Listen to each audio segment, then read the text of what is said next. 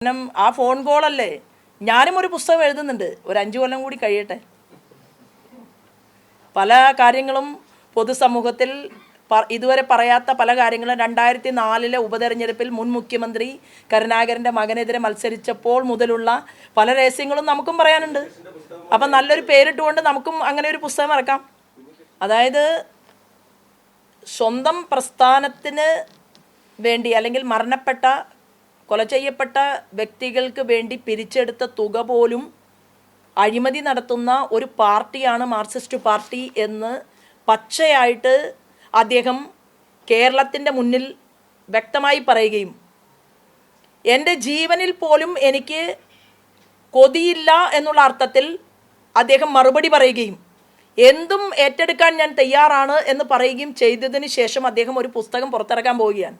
അപ്പോൾ ഇങ്ങനെയുള്ള ഒരു പാർട്ടി നേതൃത്വം നൽകുന്ന ഇടതുപക്ഷ ജനാധിപത്യ മുന്നണി എത്ര കോടി രൂപ കേരളത്തിലെ ജനങ്ങൾക്ക് വന്നത് വകമാറി ചെലവഴിച്ചിട്ടുണ്ടാകും എന്നുള്ള ചോദ്യം കേരള രാഷ്ട്രീയം ചർച്ച ചെയ്തു തുടങ്ങി എന്നുള്ളതാണ്.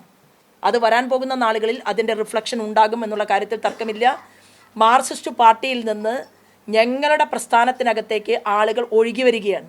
കഴിഞ്ഞ ദിവസം പോലും ഒരു ബ്ലോക്ക് പഞ്ചായത്ത് മെമ്പറായി 25 വർഷത്തോളം മാർക്സിസ്റ്റ് പാർട്ടിയിൽ പ്രവർത്തിച്ച ഒരു സഹോദരി ഞങ്ങളുടെ മെമ്പർഷിപ്പ് ഇന്നലെ ഓഫീസിൽ വന്ന് എടുത്തു കഴിഞ്ഞിട്ടുണ്ട്. അപ്പോൾ യഥാർത്ഥത്തിൽ എന്തിനു വേണ്ടിയാണോ ഈ പാർട്ടിക്കകത്ത് പ്രവർത്തിച്ചത്, ആ സ്വത്വം നഷ്ടപ്പെടുത്തിക്കൊണ്ട് മാർക്സിസ്റ്റ് പാർട്ടി കേരളത്തിൽ മുന്നോട്ട് പോകുന്നു എന്നുള്ളത് ബോധ്യപ്പെടുന്ന ഒരു സാഹചര്യമാണ് കേരളത്തിൽ നമ്മൾ കാണുന്നത്. വിശിഷ്യ അത് കണ്ണൂരിൽ നിന്ന് അതിൻ്റെ പൊട്ടലും ചീറ്റലും തുടങ്ങിക്കഴിഞ്ഞു. ഒരു സ്വത്വബോധമില്ലാത്ത ഒരു പ്രസ്ഥാനമായിട്ട് മാർക്സിസ്റ്റ് പാർട്ടി മാറുകയാണ്. അതിൻ്റെ റിഫ്ലക്ഷൻ ഇപ്പോൾ ഇവിടെ തന്നെ കണ്ടില്ലേ. BJPയുടെ ഒരു കൊടി കുത്താൻ സാധിക്കാത്ത പ്രദേശങ്ങളിൽ, കണ്ണൂരിൽ ഞങ്ങൾക്കിപ്പോൾ ഓരോ പ്രദേശത്തും എത്ര മെമ്പർമാരെ സൃഷ്ടിക്കാൻ സാധിച്ചു, അതെങ്ങനെ വന്നു? ഭാരതീയ ജനതാ പാർട്ടിയിലേക്ക് മറ്റൊരു ചിഹ്നത്തിൽ മത്സരിച്ച് വേറൊരു പ്രസ്ഥാനത്തിൽ വിശ്വസിച്ചിരുന്ന ഒരു വ്യക്തി ഞങ്ങളുടെ പാർട്ടിക്കകത്തേക്ക് കടന്നു വന്നത്, ഇതെല്ലാം നമ്മൾ കഴിഞ്ഞ കാല കേരളം ചർച്ച ചെയ്തതാണ്. അപ്പോൾ മാറ്റം എന്തായാലും ഉണ്ടാകും. അത് ഓരോ മേഖലകളിലും നടന്നുകൊണ്ടിരിക്കുകയാണ്. കണ്ണൂരിലും അതിൻ്റെ പ്രതിഫലനമുണ്ട് എന്നുള്ള കാര്യത്തിൽ തർക്കമില്ല.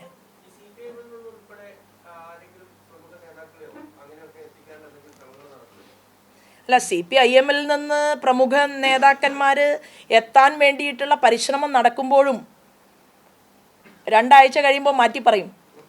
എനിക്കിതൊന്നും അറിയില്ലേ എന്ന് പറയുന്ന മാർക്സിസ്റ്റ് പാർട്ടിയുടെ നേതാക്കന്മാരുള്ള അതീവ പരിണതപ്രജ്ഞത രാഷ്ട്രീയത്തിലുള്ള ആളുകളുള്ള ഒരു നാടാണ് ഈ കണ്ണൂർ. വന്ന് ഷാൾ ഇട്ട് കഴിഞ്ഞിട്ട് ഇനി നമുക്ക് മാധ്യമപ്രവർത്തകർ കാണും. അതായത് അകത്ത് കയറി ഷാളിട്ട് തിരിച്ചിറങ്ങുമ്പോൾ മാത്രമേ ആ വസ്തുത സ്ഥിരീകരിക്കാൻ പറ്റൂ, സംഭവിക്കും. അല്ലല്ല, ഞാനങ്ങനെ പ്രത്യേകിച്ച് ഒന്നും ഉദ്ദേശിച്ചിട്ടില്ല.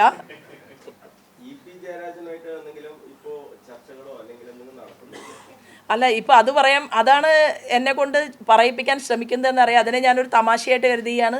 പറയേണ്ട സമയത്തെല്ലാം തന്നെ അദ്ദേഹത്തിന് മറുപടി ഞാൻ കൊടുത്തിട്ടുണ്ട്.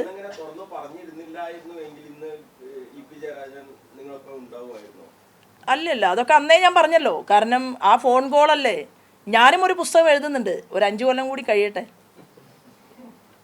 പല കാര്യങ്ങളും പൊതുസമൂഹത്തിൽ ഇതുവരെ പറയാത്ത പല കാര്യങ്ങളും 2004 ഉപതെരഞ്ഞെടുപ്പിൽ മുൻ മുഖ്യമന്ത്രി കരുണാകരൻ്റെ മകനെതിരെ മത്സരിച്ചപ്പോൾ മുതലുള്ള പല രഹസ്യങ്ങളും നമുക്കും പറയാനുണ്ട്.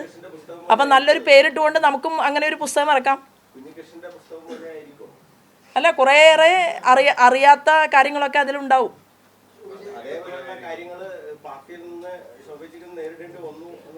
അല്ലല്ല, ഇപ്പോൾ ഈ ഒരു പ്രസ് കോൺഫറൻസിൽ ആവശ്യമുള്ള ചോദ്യങ്ങൾക്ക് മാത്രം ഞാൻ മറുപടി പറഞ്ഞാലും എന്നെ പോകാൻ അനുവദിക്കും എന്നുള്ള ഉറപ്പ് എനിക്കുണ്ട്. Thank you.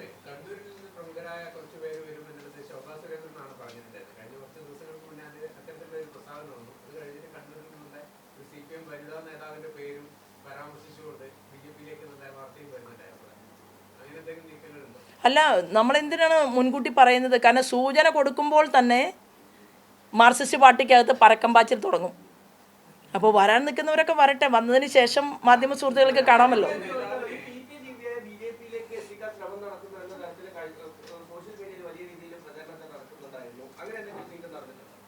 അത് ദിവ്യയെ മാർക്സിസ്റ്റ് പാർട്ടിക്ക് വേണ്ട എന്ന് തോന്നിയിട്ടുണ്ടാവും.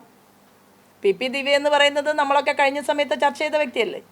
അതായത് ഒരു മനുഷ്യനെ നാവുകൊണ്ട് അറുത്തറുത്ത് കൊലപ്പെടുത്തിയ, അതിനുശേഷം എത്രയോ ചർച്ചകൾ നടന്ന അവരുടെ പാർട്ടിയിലുള്ളവർ തന്നെ, ഞാൻ അങ്ങനെയാണ് കരുതുന്നത്. ഞാനിപ്പോൾ ജില്ലാ അധ്യക്ഷനോട് ഇരിക്കുന്നുണ്ട്, അത് കൂടുതൽ ആധികാരികമായിട്ട് അദ്ദേഹത്തിനെ പറയാൻ സാധിക്കൂ.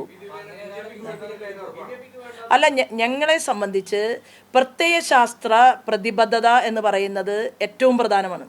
അപ്പോൾ ഞങ്ങൾ ആഗ്രഹിക്കുന്നത് ഒരു പരിധി വരെ രാഷ്ട്രീയ പ്രവർത്തനം നടത്തി ആ രാഷ്ട്രീയ പ്രവർത്തനത്തിൽ വിജയിച്ച് ജനങ്ങളുടെ മുന്നിൽ കഴിവും പ്രാപ്തിയും ഒക്കെ തെളിയിച്ച് എത്രയോ ആളുകൾ വരാനുണ്ട്.